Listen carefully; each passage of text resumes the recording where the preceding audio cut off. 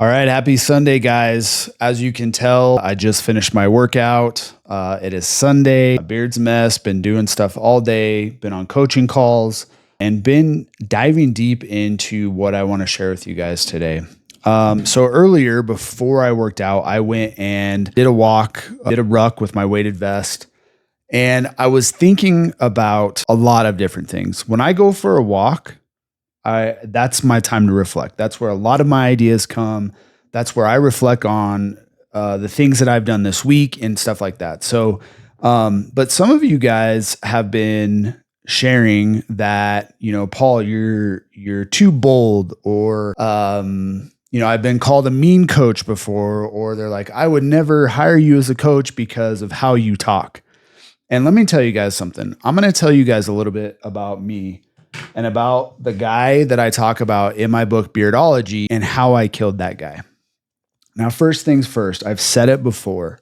I wish that I had a coach like me who's bold, who doesn't pull punches, who's not passive with his clientele. And, I'm putting out free value. And the fact that you guys come on here and hate, totally fine. It does not bother me. It does not faze me. It will not deter me. You can say whatever the fuck you want. But it got me thinking about the state that men are in today. And look, I'm just like you guys. I'm providing for my family. I'm going through the battles and the pain of being a man and sometimes not feeling like I'm doing good enough, like I'm setting the standard for my family. I'm constantly battling negative thoughts and things that creep into my head. And the decision that I'm making is not to entertain those things. And it's a decision that started way back when, before I wrote this book. I'm holding up my book because I'm talking about it. Okay.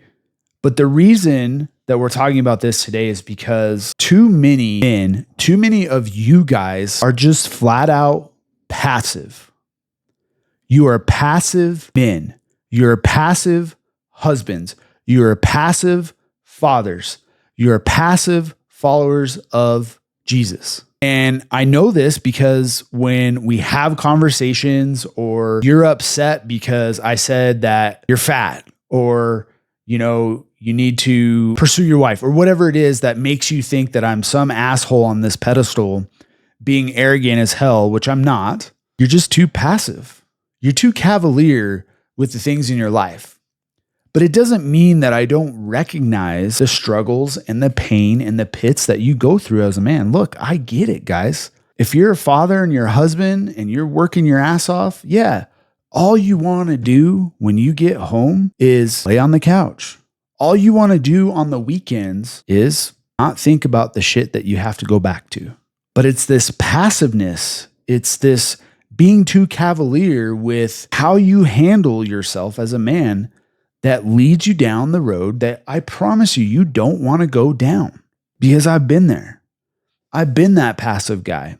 I was that guy that didn't hold boundaries with myself, with my spouse, with my kids, with my employer. And that led me to a path of going, fuck, this is not who I want to be.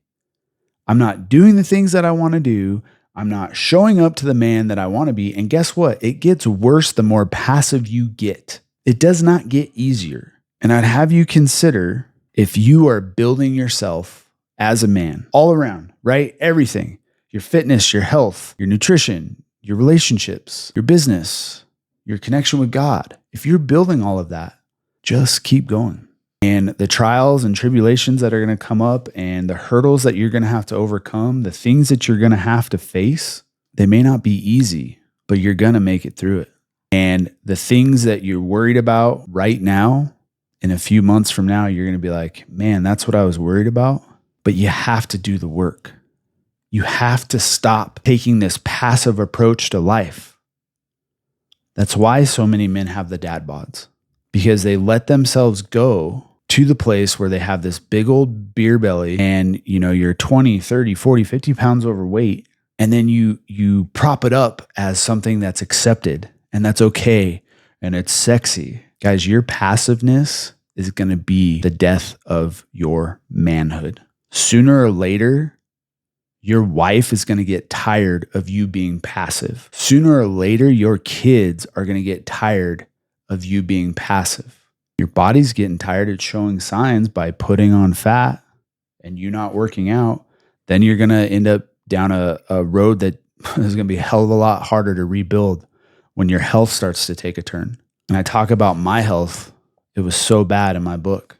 So before you look at somebody like me, or you, even if it's another coach and they're saying hard truths that you don't want to hear, and they're holding up that mirror to you, like we talked about a couple vlogs ago, just because it's an inconvenient truth doesn't mean that it's not true. It may be inconvenient. It may be something you don't want to hear. It may be something that makes you triggered inside, but that's the path that you need to walk. If you get triggered with anything I say on this vlog or on my social media, it's not about me. It's about you. So what does that mean for you, gentlemen? What is that trigger for you? Because if you're getting triggered, that's what you need to seek.